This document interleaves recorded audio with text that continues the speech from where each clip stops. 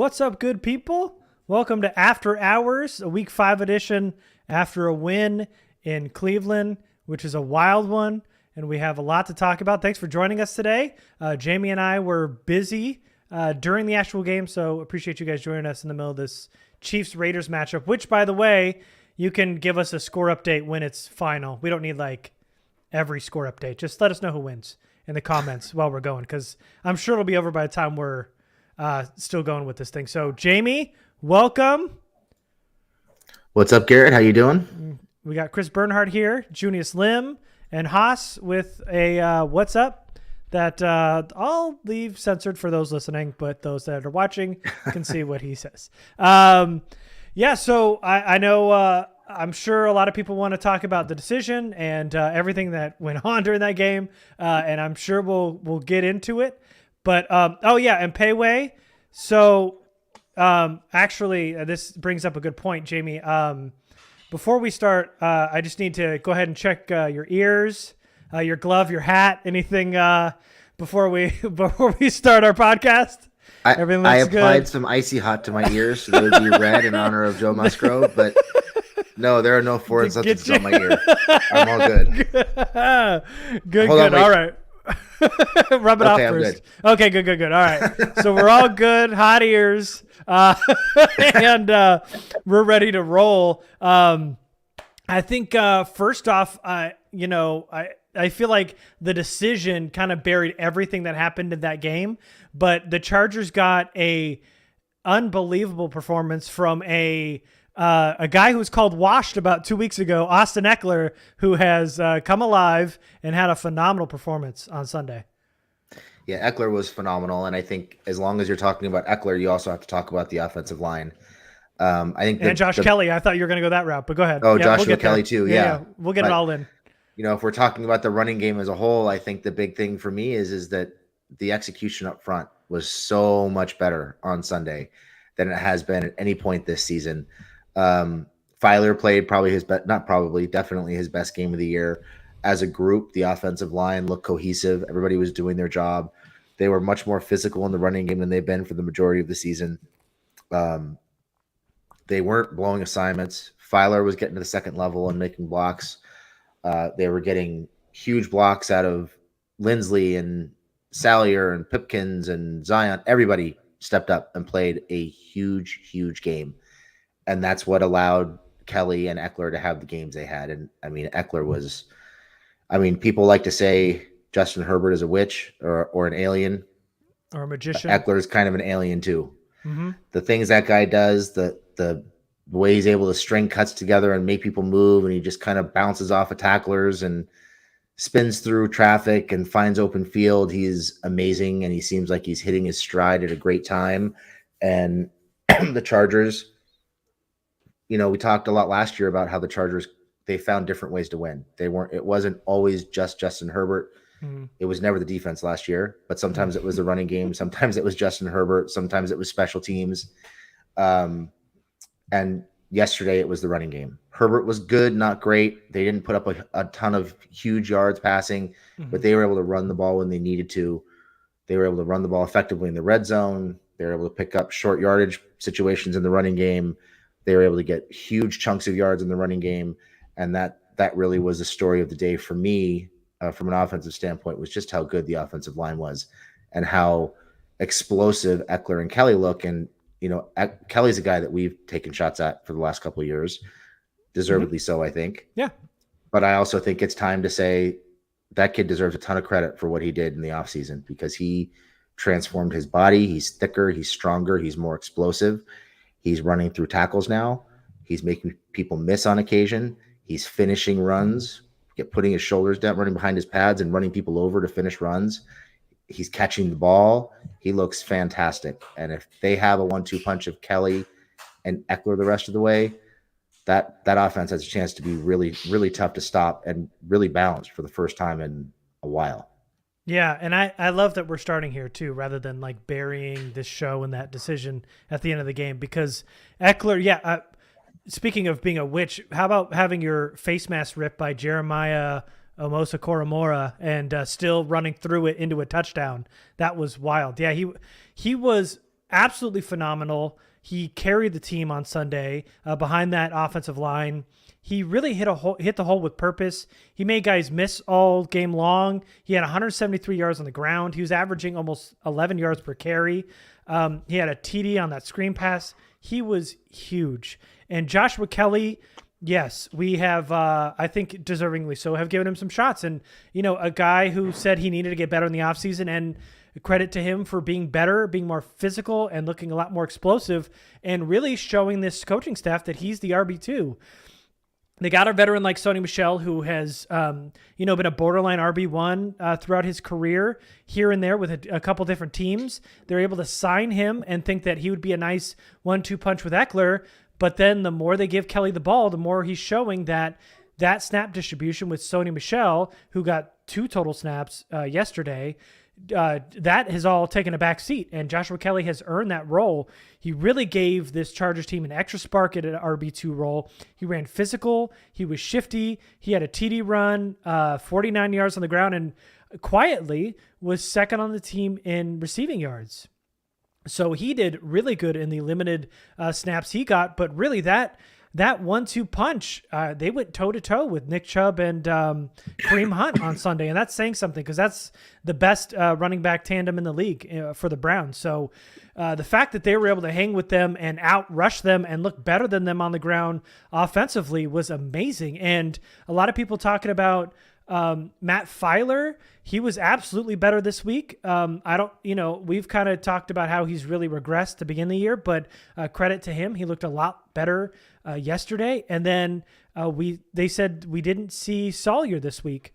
Didn't notice him during the game. And I mean, he did really well as well. He helped stop Myles Garrett, who's if not the best pass rusher in the NFL right now with TJ Watt out. I mean, you can make that case with Nick Bosa out, Joey out.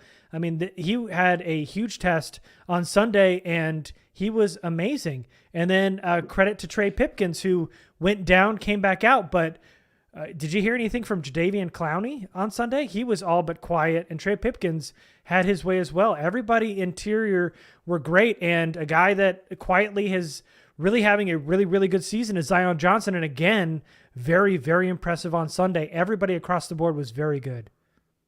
We're starting to notice a theme in the running game. They've had a lot of success running behind Zion the last 2 weeks. And it seems like they're really starting to lean into it. Yeah. They had a lot more success running left than they had the first 4 weeks of the season yesterday. We mentioned Filer. He played much better. Salyer was good in the running game. I thought, even though he didn't give up any sacks, I thought Herbert helped him out a lot by climbing in the pocket and escaping the pocket and not being where Garrett expected him to be when he did beat Salyer. But he held his own, didn't give up any sacks, which is good. Was very effective in the running game. The whole offensive line deserves a ton of credit. They played so well to go on the road and fall behind 14-3, and it looks like you're going to get run right off the field. And to wind up putting up 30 points and only give up 14 points from that point on. The offensive line played extremely well. Yeah, and Ivan here, same with the tight ends. Gerald Everett doing a lot of dirty work too in the run game, looking very good. Yeah, Everett, Parham. I didn't think McKitty played particularly well, but Everett was really good in the running game. So we're starting to see more 2 and 3 tight end sets out of the Chargers, which is something we had not seen a lot of early in the season. It seems like they're starting to find sounds like they're starting to find some of the personnel groupings that work for them. Seems like the first 4 weeks were kind of experimental. They were experimenting with Sony. They were trying to give Nasir Adderley a chance to figure things out. They're trying to figure out which tight ends they're going to go with when Parham is on the field, which wide receivers are effective and who can be out there when Keenan is not healthy.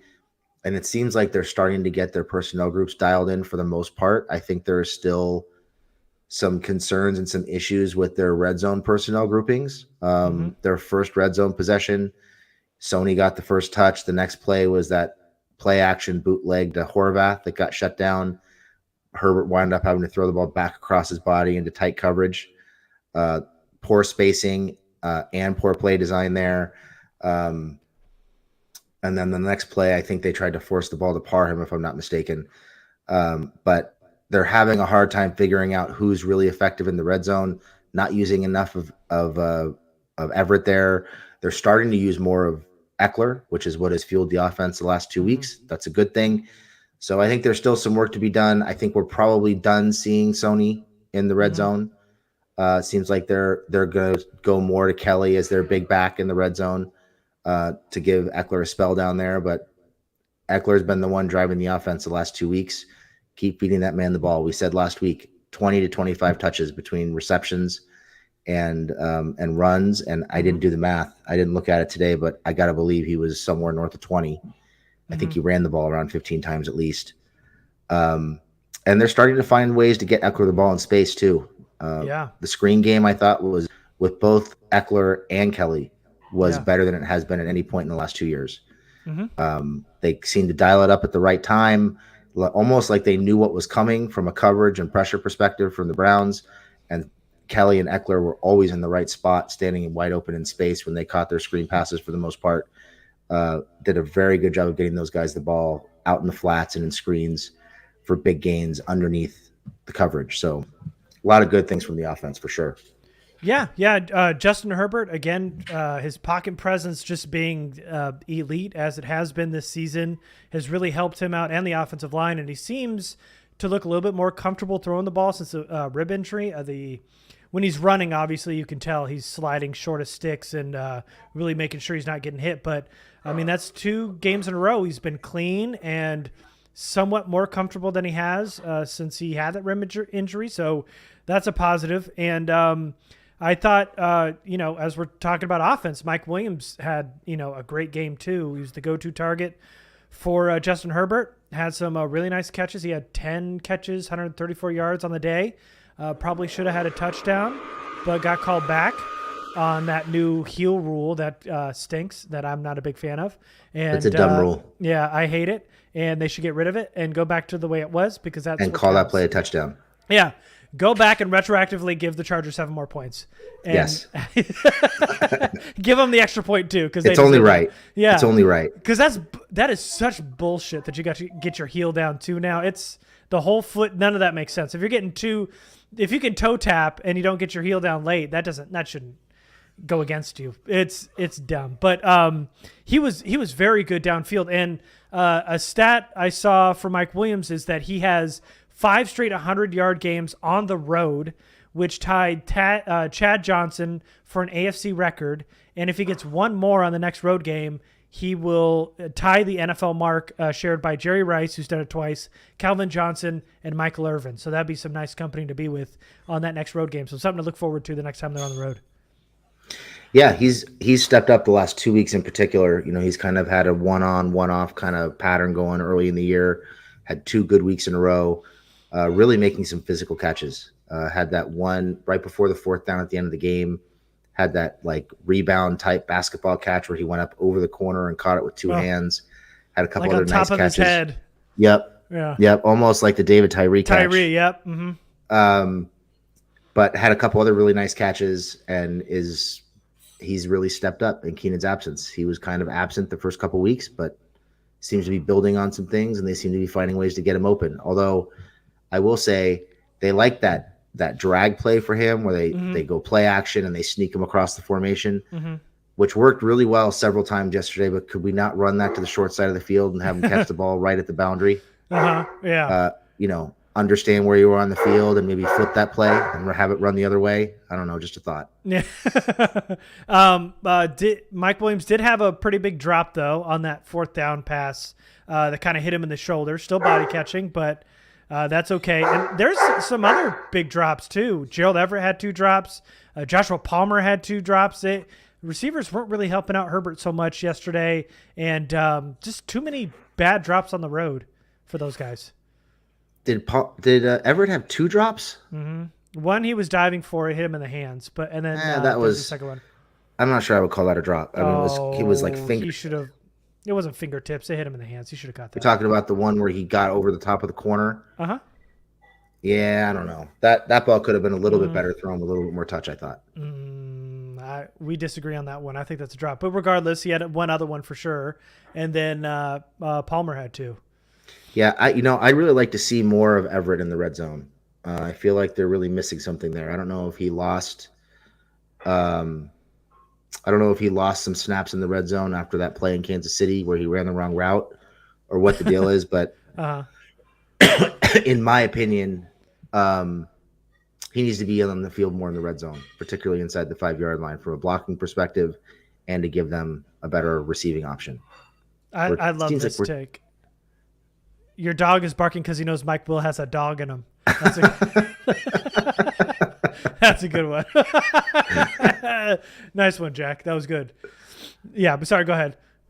I was just gonna say, I did. They don't. It seems like they never have enough playmakers on the field in the red zone. Yeah. Um, Eckler's not on the field enough in the red zone, although it's been more consistent on the field the last 2 weeks. Mike is in and out in the red zone. It seems like it's always Palmer, Carter, Horvath, and McKitty, Hmm. and just weird personnel groupings. Yeah. Everett's got to be out there.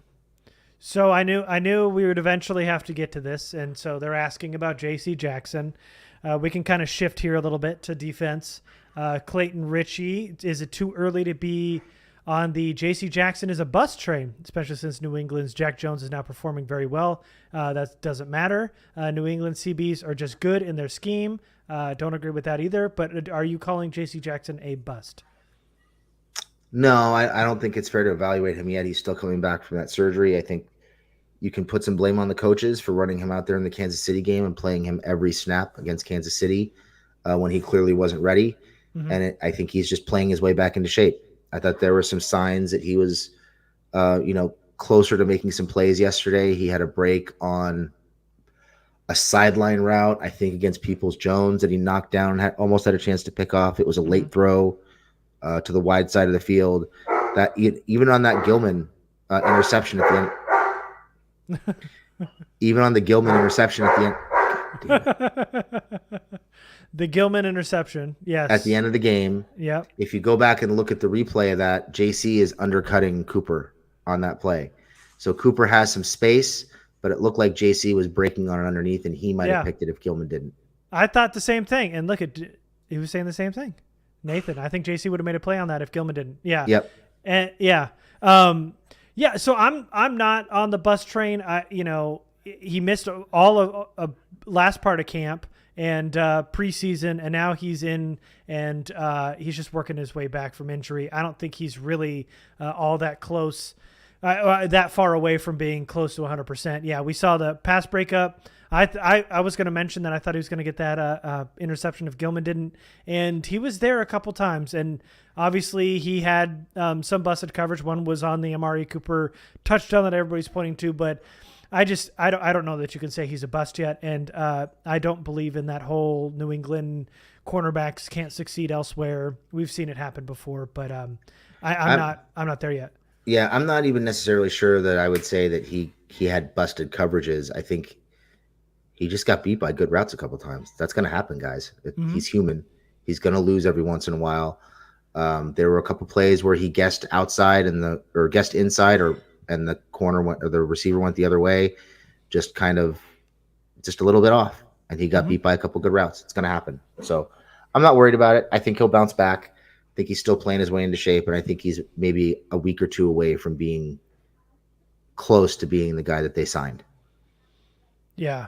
And so we're talking about defense here.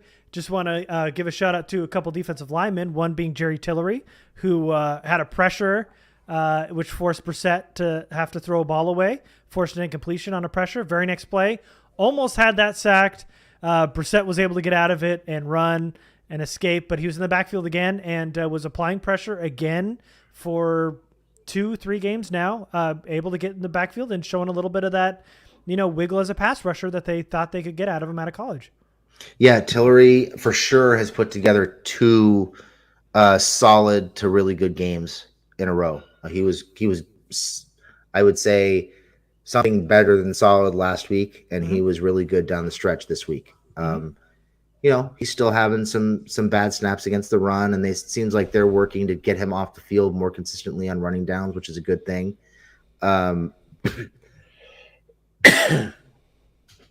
I think the coaches are finding they figured out what he can and can't do, and they're just not asking him to do the things he can't do anymore. Which credit to the coaches, and credit for him for taking better advantage of the snaps that he's getting in situations that put him in a better position to succeed. Tongue twister. Yeah. But for me, I think I haven't like studied him film wise from this week's game, but I watched him pretty extensively last week in hopes of doing a film study session on YouTube and just didn't have time. But Tillery, his technique is consistently getting better. He's able to drop his anchor better. He's using his hands better. He's developing pass rush counters.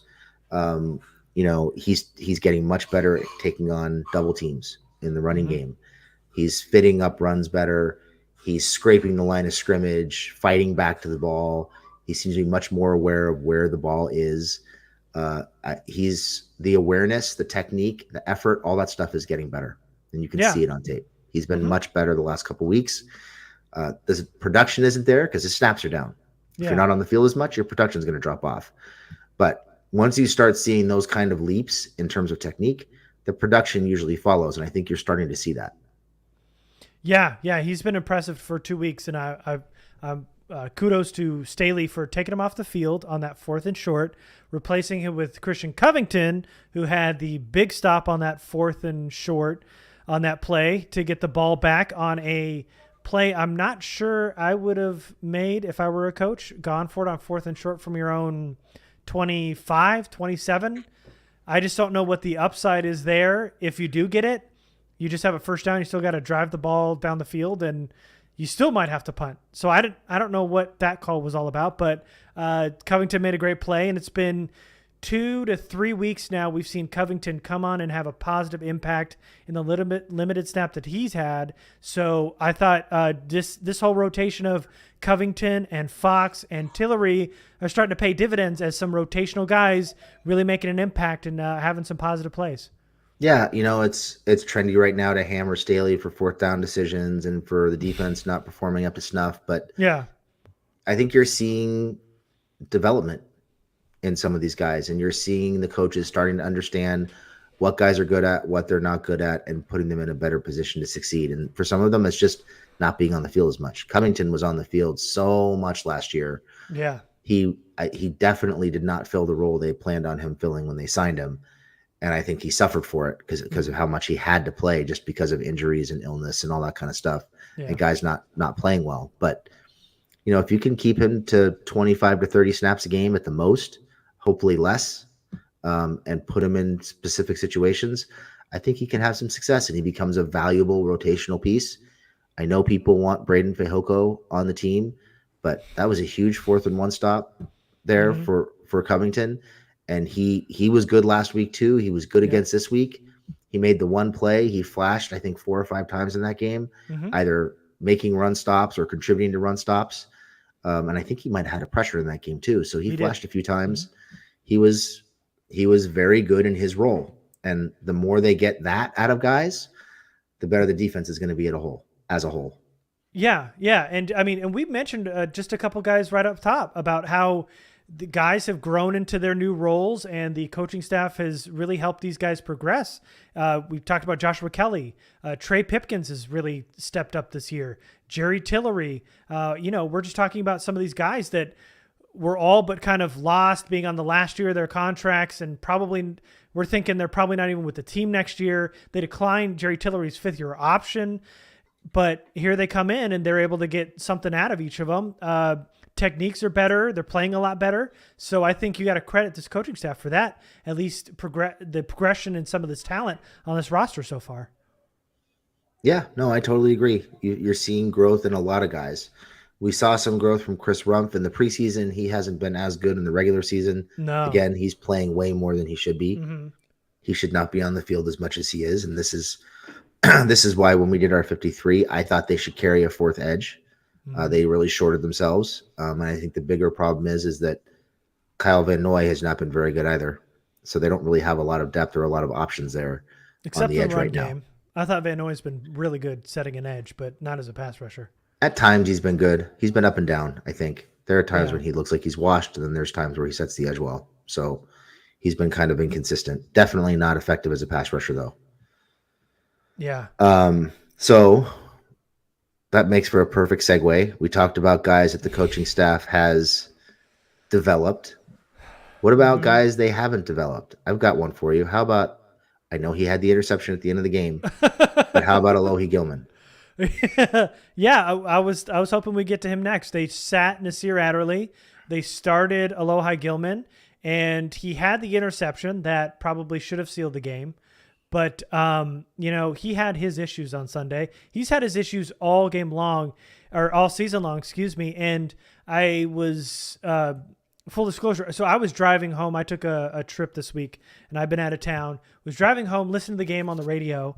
I didn't get to watch it, and I kept hearing Gilman in coverage, Gilman with the tackle, and I'm going, man, it seems like Gilman's really getting a little snaps. And then I go home and rewatch it, and they sat Adderley for Gilman, and I'm going, I can't believe it. And I know the interception was great. It hit him right in the tummy. It was right to him. But he bit bad on a play action. He was the deep defender, and he got sucked in on play action, bit on that run fake. David Njoku got right past him, got right behind him for 38 yards. On the same drive, he missed a really bad tackle on Chubb, which he was able to break off for 29, where they were able to chase him down. And, he had his issues on Sunday. He had missed tackles. I know he had the one big play, the one lone turnover from Sunday, which was huge and could have sealed the game, where he really just read Brissett's eyes. It was a great play. It was the underneath man. Brissett didn't see him, and he made the play. Granted, that's great. But everything outside of that, he was spotty in coverage. He was not good as a tackler. And so now you've got two free safeties who aren't tackling very well and are biting on a lot of these fakes and are not very good lone defender in center field. So Staley said today that he's going to let those two battle it out. Nasir Adderley and Alohi Gilman are going to fight it out each week, and then they'll make a decision pregame about who they're going to start at free safety, which is going to be a fun little game we're going to play every Sunday morning before they play. Yeah, going into the season, we were concerned about JT Woods playing because we didn't think you could trust his tackling. He was not playable because of his tackling. I don't know if you guys watched Alohi Gilman tackle on Sunday, but the man cannot tackle. Lots of whiffs. He was in the middle in a very negative way of pretty much every big play that the Browns had yesterday. Running plays, passing plays. He gave up a couple big passing plays. The first long run for the touchdown by Chubb wasn't entirely his fault because it looked like he got chop blocked from behind. But Gilman was supposed to be the deep man, got sucked way too far in, had the wrong run fit, and there was nobody there to run Chubb down once he got through the line of scrimmage. You mentioned the play to Njoku where he gets sucked in by play action. Njoku runs a post route, and Gilman, I don't know what he was doing. It looked like he was getting a piggyback ride from Njoku. He couldn't tackle him, got dragged an extra 10 yards after he first made contact with him. He's got no idea what he's doing out there. And I know there's a quote floating around out there from him saying that he read Brissett's eyes and he baited him into the throw. He took 2 steps forward to make him think he was going to pursue him, and then he dropped back. If you watch that play, there's 2 steps forward, 2 steps back, 2 steps forward. He had no idea what was going on. He was just in the right place at the right time. So Gilman should not be on the field. This defense is in big trouble if he's playing major snaps. Naz right now is not playing well at all. If these guys aren't tackling and they're not playing well, at least maybe you get some playmaking ability with JT Woods if you put him out there. It's tough because none of them are really playable right now, in my opinion. But there's at least some big play ability, some takeaway ability there with JT Woods. He definitely has the ball skills. Maybe it's worth breaking him out there for 10 or 15 plays a game just to see if you can swing something your way on with a pick or something, because neither Naz or Gilman are doing much of anything, out the interception notwithstanding. Yeah. So they've got 3 free safeties, and Adderley, Gilman, and Woods, who can't tackle and have really bad eyes. So, why not roll with the guy you spent a 3rd-round draft pick on.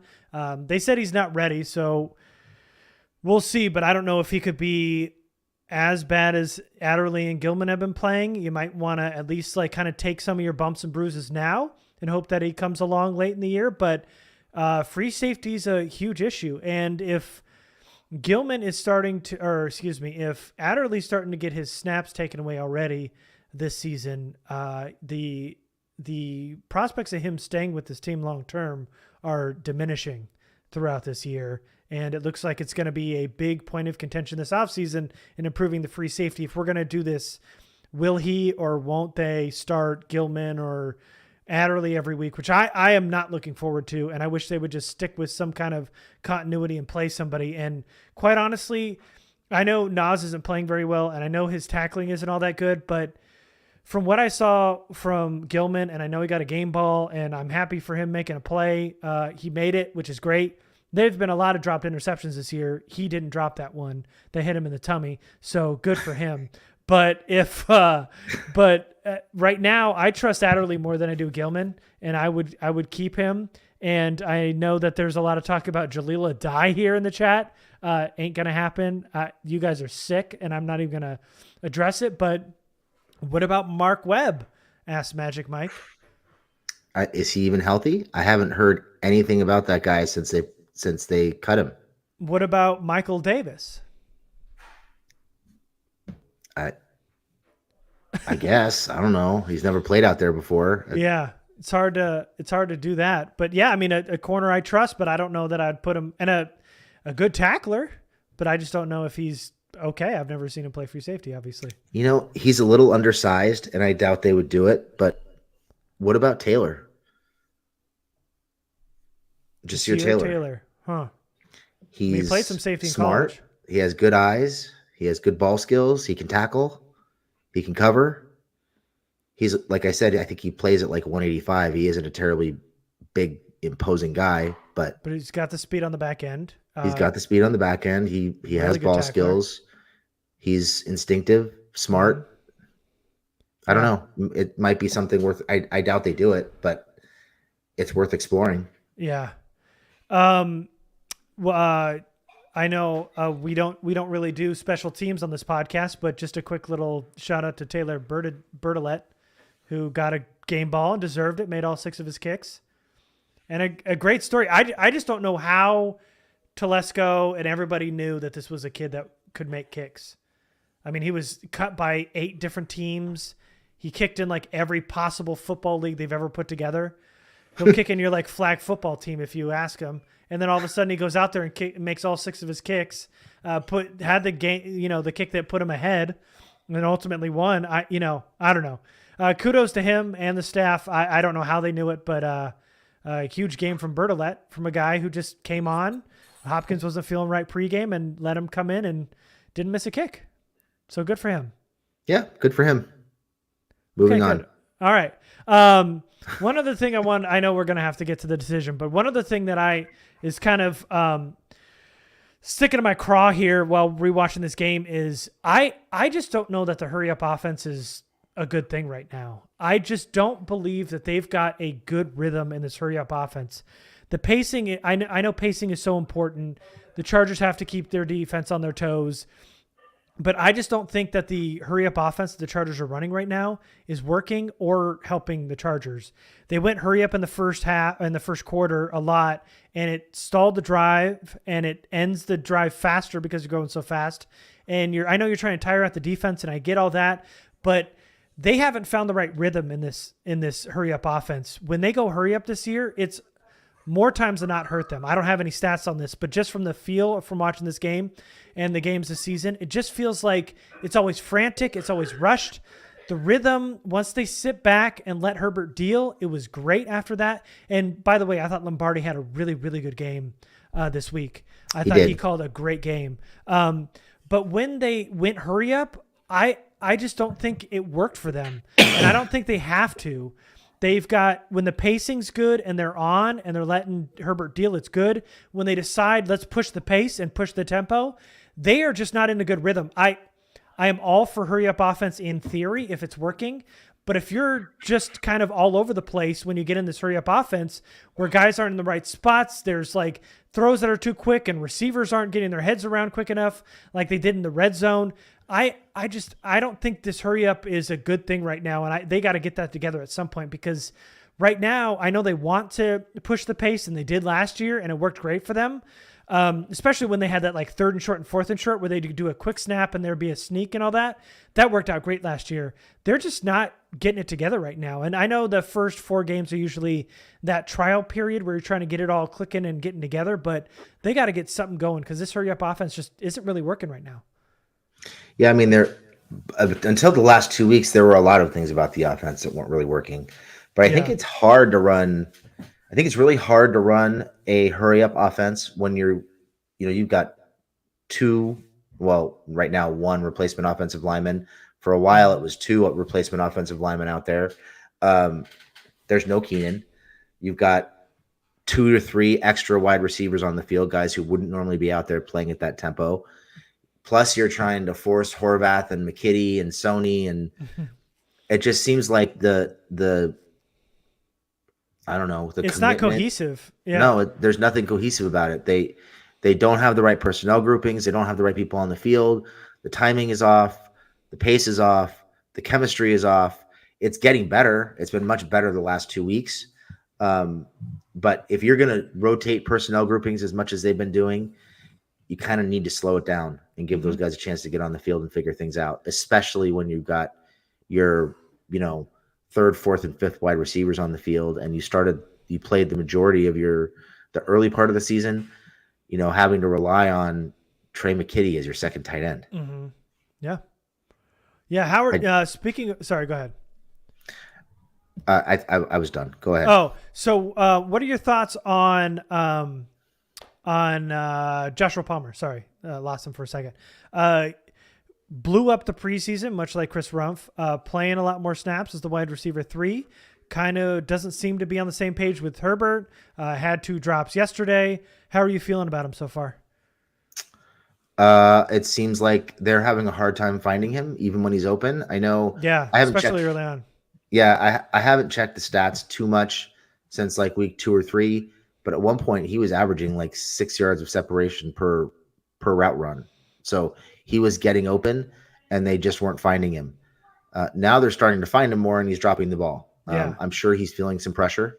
I'm sure, there are guys breathing down his neck to play, and he's feeling some pressure, but he has not responded as well as I had hoped he would. Yeah. Having said that, he's a wide receiver 3, kind of operating as wide receiver 2 right now. So he's kind of playing outside of the role they had planned for him. Maybe when Keenan comes back, things will free up a little bit and he'll get more opportunities. But defenses are able to focus on him more. He's playing CB2, sometimes CB1, as opposed to playing against the slot corner. So, there's a lot of things that go into that. But definitely when he's open and they find him, he's got to catch the ball. Oh, yeah. He can't be dropped, especially in the red zone. I mean, that drop at the goal line could have totally changed the game. It hit him right in the tummy, Jamie. It did. Walked right into it. All right. Big deep breath. Let's just bite the bullet here, Jamie. Let's talk about it. Chargers have the ball, and they are on their, 46? Yep. 46-yard line. They go for it on 4th and 2. They said 1, but it was more closer to 2. Yep. Tell me, Jamie, how are you feeling about this decision late? Would you have gone for it? Would you have punted it? How are you feeling about Staley's decision there? I did not like it. And I went back and rewatched it, and I still don't like it. Okay. I think, last year it was a lot easier to justify some of those decisions just based on the fact that the defense was awful. There were a lot of issues with personnel, and you knew that the defense wasn't going to get a stop if you put the game in their hands. And they had a clear identity, in my opinion. We knew what their identity was. They were going to roll the dice, and they were going to go on 4th down, even in situations where they probably shouldn't, because they felt like they had to do that, and they had to rely on Herbert to win games. They have not had that identity this year. In fact, I don't know that we can definitively say what their identity is this year. Mm-hmm. And I think going for that 4th down that close to midfield at a spot where they really only need they being the Browns, really only need like maybe 10 to 15 yards to set up a realistic field goal opportunity for a kicker who the broadcast was saying he was kicking 60-yard field goals before the game. So they basically start in field goal range. One first down puts them in, I mean, almost chip shot field goal range for that kid.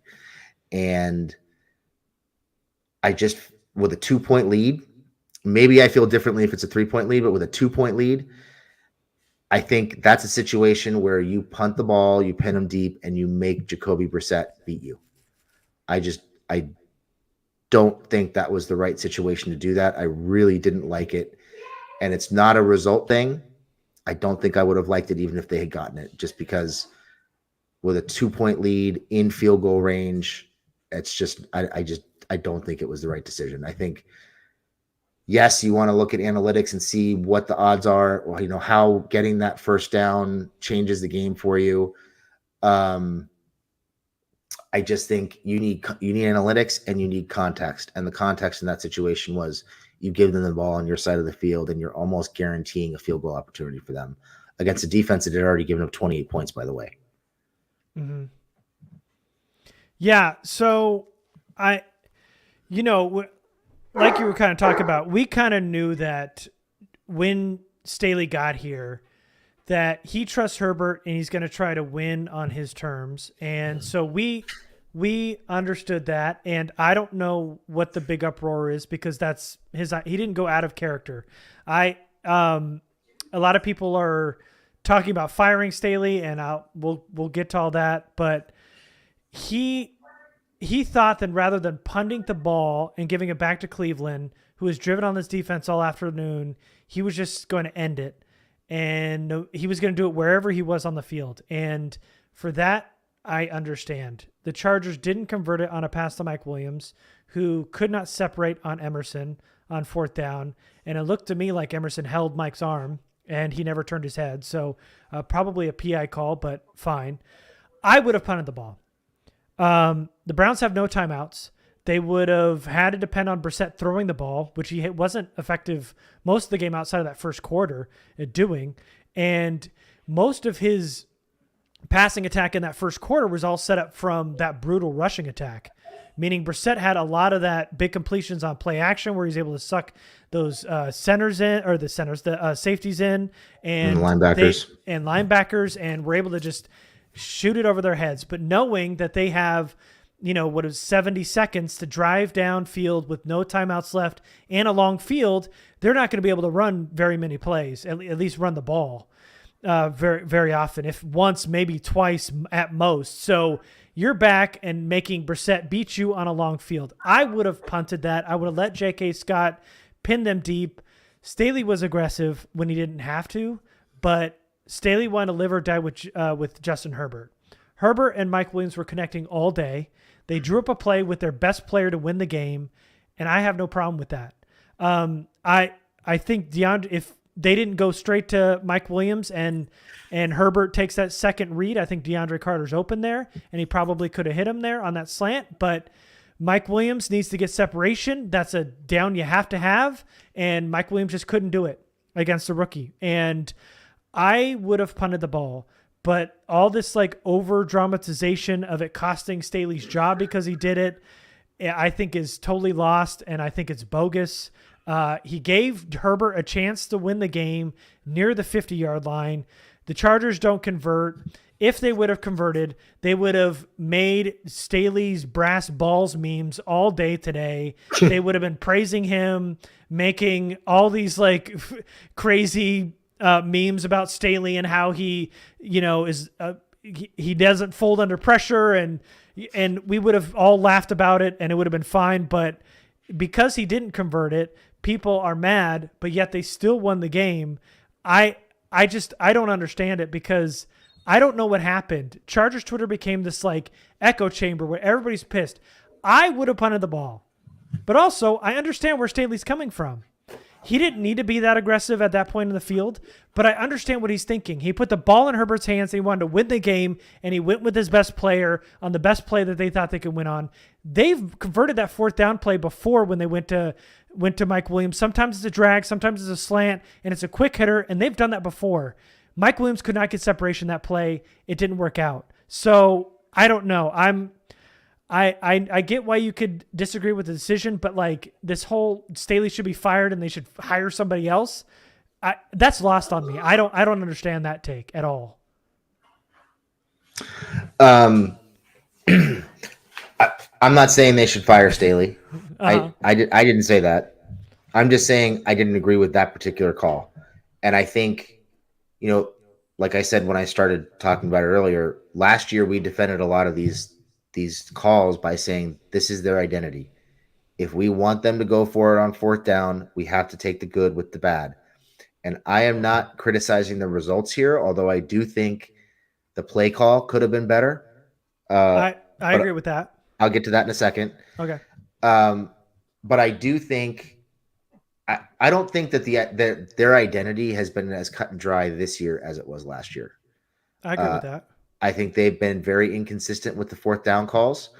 And I think they've tried to be more, I don't want to say conventional, but maybe a little bit more, conservative, strategic with the fourth down calls. They're really only calling them on their side of the 50, usually deep in their own territory. They're not really calling them around midfield as much as they did last year. It's just not something they've done. And it just seemed like, I don't know if Staley thought he was going to catch the Browns off guard or what. It just didn't feel right to me. Mm-hmm. And he's always said that he was going to use the analytics and his gut when making those decisions. And I think he ignored his gut here, because the other part of this is they ran the clock down and they called timeout, and then they came back out and ran a play. Mm-hmm. So if you're going to run the play, why not run it the first time instead of running the clock down and wasting a timeout? And I think they should have punted it. I just think it was a mistake. I think it was a bad idea.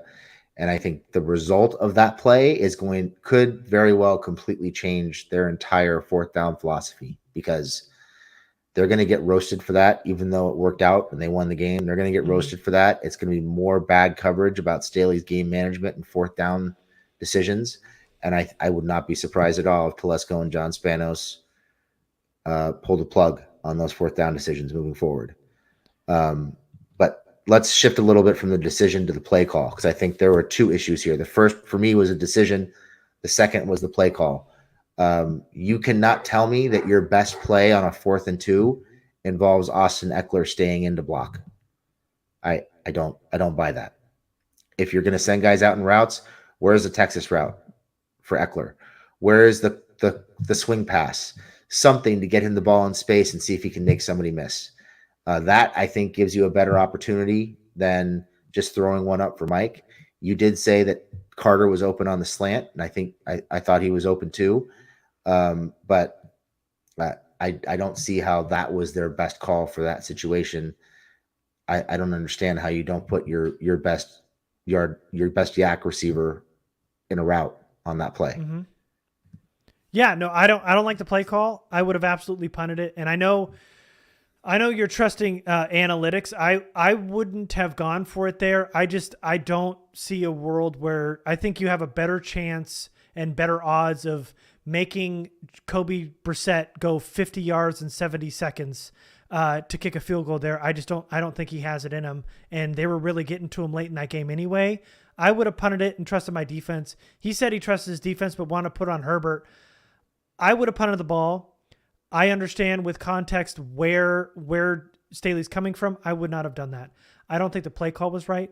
And I don't think they executed it right. But we have also been, as Charger fans, we have been stuck with these timid coaches who are constantly playing not to lose. And we have Staley who played to win.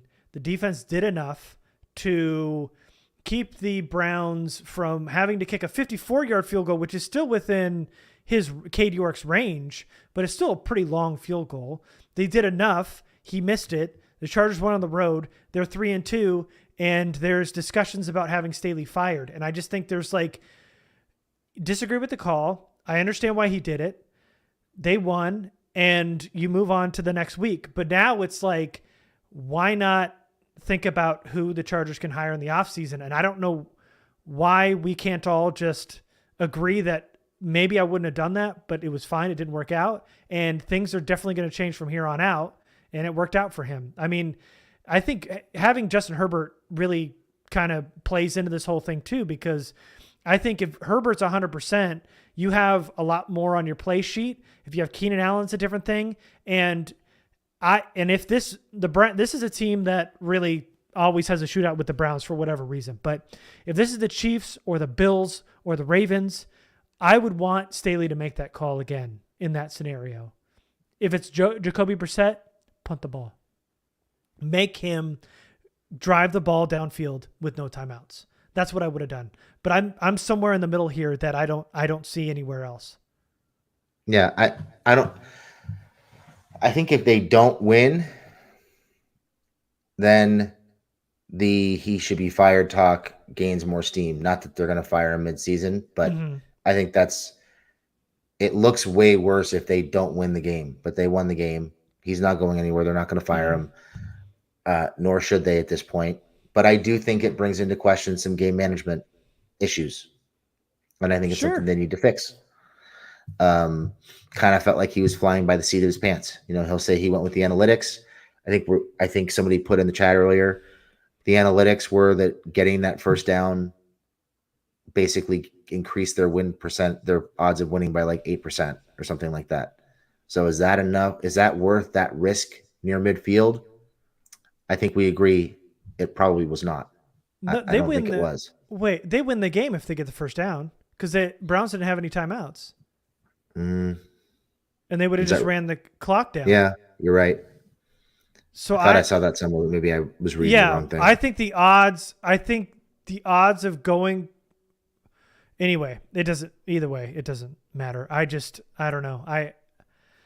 I just feel like it was the wrong decision and they should have punted the ball. And I think everybody agrees with that, I think, other than Staley. Yeah, they definitely should have punted. You absolutely 100% in that situation make Jacoby Brissett beat you. The odds of him turning the ball over again like he did in the red zone on the previous possession, probably much higher than him taking them down 50 yards with no timeouts to kick a field goal. Yeah, and with the way they were playing at the end of that game and really getting in the backfield on Jacoby Brissett, I think they get maybe 1 or 2 first downs at that point. But obviously that's a projection, and I'm making that up. Going for it was a 88% win probability. Punting it was a 76 win probability. But this is where I love analytics personally. This is where there's a mistake. This is where there's this kind of error in these analytics because 76 win probability, but does that count in how the game was going at that point and that your quarterback is Jacoby Brissett on the other end and not Patrick Mahomes? Not to mention, if you look at the bot that calculates those numbers, the bot had it as 4th and 1 on the 50 or the Browns 46. The field position was wrong and the down and distance was wrong. So I don't know. But I think we agree. Yeah. It was not the thing to do there. Thank God it worked out. Yeah. Yeah. And the Chargers are 3-2. And here we are being the voice of reason once again, Jamie. Our own little heel turn. Yep. Here on the Lightning Round podcast. All right. Well, thank you, everybody. That does it for us. I'm at Garrett. Jamie's at Lightning_round. Thanks, everybody, for listening, and we will see you next time. Thanks, everybody. And go.